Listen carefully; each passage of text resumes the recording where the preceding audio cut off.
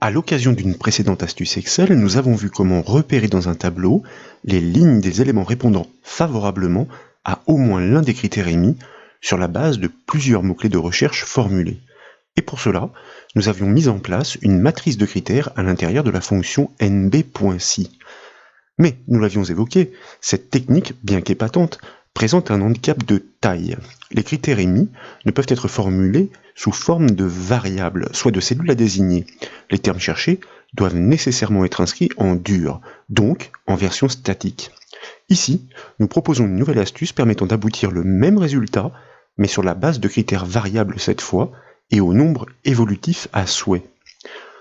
Pour la démonstration de cette nouvelle technique de repérage, nous proposons d'appuyer l'étude sur un classeur offrant un tableau volumineux d'articles vestimentaires. Et comme toujours, ce classeur est offert au téléchargement depuis le site bombache.fr.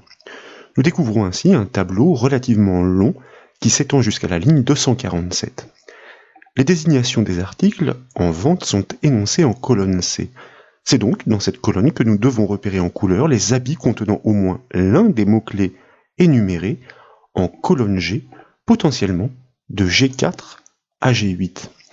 Et pour que cette zone de critères puisse s'ajuster en hauteur en fonction de la quantité de termes de recherche inscrits, nous avons créé une plage nommée exploitant la fonction Excel décalée. Je vous propose de la découvrir. Pour cela, en haut de la fenêtre Excel, il convient de cliquer sur l'onglet Formule pour activer son ruban. Puis, dans la section non définie de ce ruban, nous allons ensuite cliquer sur le bouton Gestionnaire de noms. Et dans la boîte de dialogue qui suit, il convient de cliquer sur le nom critère, car c'est le bon pour le sélectionner. Et ainsi, nous pouvons consulter la syntaxe de cette plage à hauteur variable en bas de la boîte de dialogue, plus précisément dans la zone fait référence à.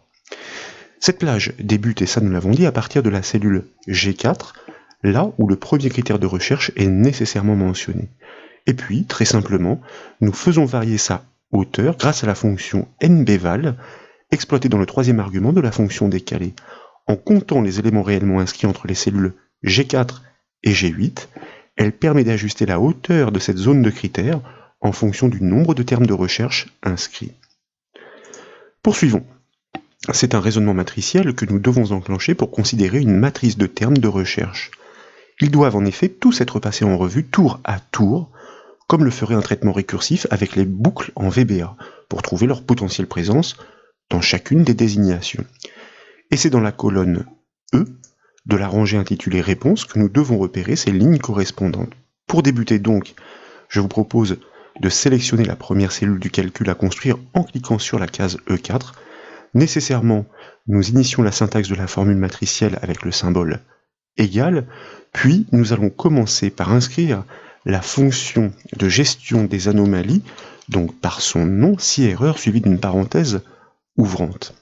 En effet, nous allons exploiter la fonction équive, et comme vous le savez, une fonction de recherche, lorsqu'elle ne trouve pas le ou les éléments demandés, répond par un message d'erreur, et nous préférons donc les intercepter pour ne pas les restituer. Ensuite, nous allons inscrire notre fonction de recherche, c'est-à-dire la fonction équive, suivie d'une parenthèse ouvrante. Et là, je vous invite à taper le booléen vrai. C'est dans une utilisation détournée que nous engageons en effet la fonction de recherche. En deuxième argument, nous allons lui passer la matrice de critères à rechercher sur chaque désignation du tableau d'articles vestimentaires. Dès lors qu'au moins l'un des termes demandés sera trouvé, une réponse positive viendra recouper ce booléen. Et pour cela, nous avons besoin d'utiliser une fonction logique. Tout d'abord, nous allons inscrire un point-virgule pour passer dans l'argument du tableau de recherche. Et là, donc, nous allons en guise de tableau de recherche commencer à construire cette matrice logique avec la fonction de test de valeur numérique, la fonction enum suivie d'une parenthèse ouvrante. Ce que nous devons tester, c'est la recherche de chaque terme de la matrice de critères dans chaque désignation. Lorsque au moins l'un d'entre eux est trouvé, sa position est sanctionnée par un numéro, donc une valeur numérique, dans la matrice de retour. Ensuite, je vous propose d'inscrire la fonction de recherche, la fonction cherche par son nom suivi d'une parenthèse ouvrante. En guise de texte cherché dans ce premier argument de la fonction, c'est la matrice des mots-clés que nous allons enseigner dans ce raisonnement matriciel. Je vous propose donc de désigner cette matrice à hauteur variable par son nom, comme nous l'avons constaté critère. Vous voyez qu'elle est automatiquement reconnue, cette matrice est surlignée. Ensuite, nous tapons un point-virgule pour passer dans l'argument du texte dans lequel il s'agit de chercher tous ces termes.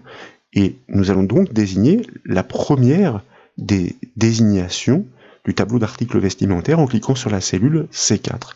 Dès lors, nous pouvons fermer la parenthèse de la fonction cherche et dans l'enchaînement, nous pouvons fermer la parenthèse de la fonction enum.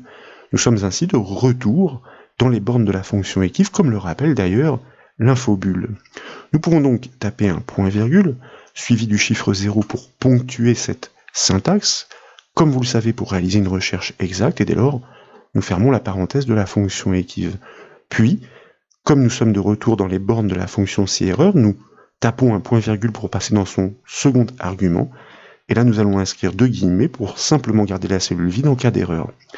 Dès lors, il nous reste à fermer la parenthèse de la fonction si-erreur et nécessairement à valider la formule matricielle par le raccourci clavier CTRL majuscule Entrée. La cellule du résultat reste vide et pour cause, la désignation du premier article ne comporte aucun des mots-clés cherchés et énoncés dans la zone de critères. Et c'est bien la branche, effectivement, de l'anomalie pour la fonction si-erreur qui est enclenchée. Nous gardons la cellule vide, 2 guillemets. Maintenant, il convient de répandre cette logique en cliquant et en glissant la poignée du résultat jusqu'en bas de la base, c'est-à-dire jusqu'en cellule E247 comme je l'ai évoqué au début de cette formation, et aussitôt vous voyez des lignes surgir en couleur verte. C'est une règle de mise en forme conditionnelle prédéfinie qui les fait réagir lorsque la désignation propose au moins l'un des termes cherchés. Dans les premiers enregistrements, sur lesquels nous sommes remontés, les mots-clés veste et robe sont mentionnés. Cette règle est toute simple pour revenir sur la mise en forme conditionnelle.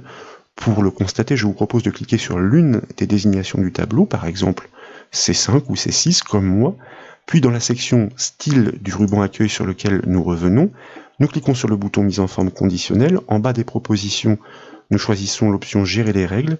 Dans la boîte de dialogue qui suit, puisqu'il n'en a qu'une, elle est sélectionnée par défaut, nous cliquons sur le bouton modifier la règle, et nous pouvons ainsi consulter la syntaxe fort simple et évidente, E4, c'est-à-dire en partant du premier résultat, mais ils seront tous analysés tour à tour. Est-ce que E4 est différent de --? Cette règle est appliquée sur toutes les lignes du tableau des articles vestimentaires.